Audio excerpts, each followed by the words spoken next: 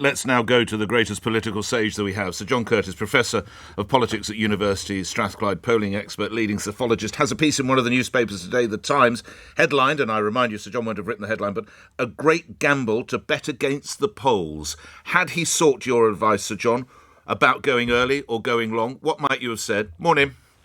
Well, my advice would have been that at the moment you're unlikely to be winning the general election, whether you hold it in the summer or in the autumn, and you might as well bank the 2 years you can have as Prime Minister and make sure that tobacco legislation goes through. That, frankly, is the reason why I have long been saying that we expect the government to hold the election in the autumn, and why I have to admit, like lots of other people, we were very surprised by the decision to go in the summer. What does Sir Keir have to do now to maintain that very healthy lead you point to in your piece? That's a good question. I think the point is what you're saying is essentially what Labour primarily have to try and do is to try to hang on to its lead insofar as it can. I think the challenge that Labour face, it's very clear that they primarily want this election to be about the Conservatives' record, and what the Labour Party claim is a poor record, both in terms of political stability and economic management. But, of course, then the question is, well, but how much enthusiasm do people have for Labour? And that's where the doubt arises. And the difficulty they, of course, faces is that Labour have come to realise in recent months that the fiscal situation and the economic situation facing the next government is going to be a very, very difficult one. They've been reining back their ambitions, but that then does kind of make it more difficult for them to go beyond the message of you don't like what's happened, to then be able to go and say, and this is how we're going to be able to change things significantly. That second bit of the message that any opposition would like to be able to transmit is going to be more difficult if they're going to remain realistic about what they could actually do in office given the current circumstances. So, and then therefore, is there a risk that voters might be taken away by parties that have perhaps a less careful message, but one that appeals to voters who are looking for something positive to vote for, rather than just simply saying, could we please see the back of the Conservatives? Taking something from your article today, what do we need to look at from the Metro mayoral election results, Sir John? Well, clearly one of the question marks about any election and looking at it through the prism of the opinion polls is, are the opinion polls correct? And, you know, there is that 21-point lead, but the polls have not more than one occasion have been inclined to overestimate Labour's position. Point about the Metro mayors is that there were a whole series of polls there in which the polls tried to estimate the outcome of the election.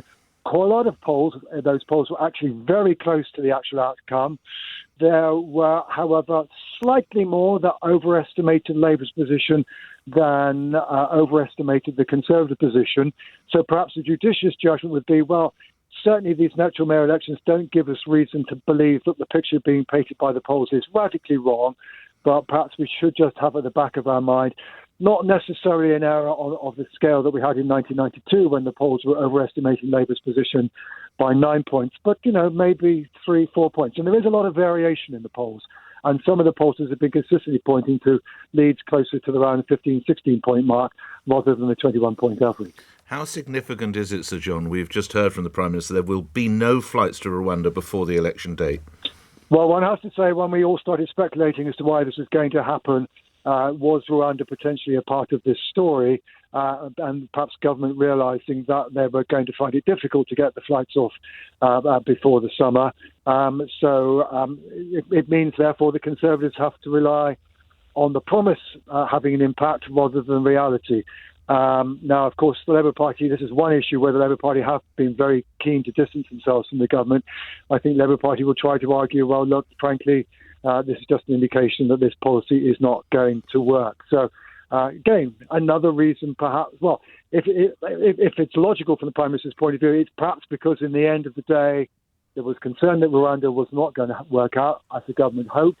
Equally, the other speculation we have is that perhaps the government is fearful that the economy, rather than getting better by the autumn, might actually have taken a bit of a tumble back in the reverse direction. So those, of course, are both claims that the Prime Minister would vehemently deny. Lastly, when the tallying up starts on the Thursday night into the Friday morning, how significant a role could the votes in Scotland play, Sir John? Well, certainly if the opinion polls were to narrow, stroke, are overestimating Labour's lead, it could be important. At the moment, if it's a 21-point lead, Labour are going to win anyway. But one of the kind of reasons why, again, you might wonder why Mr.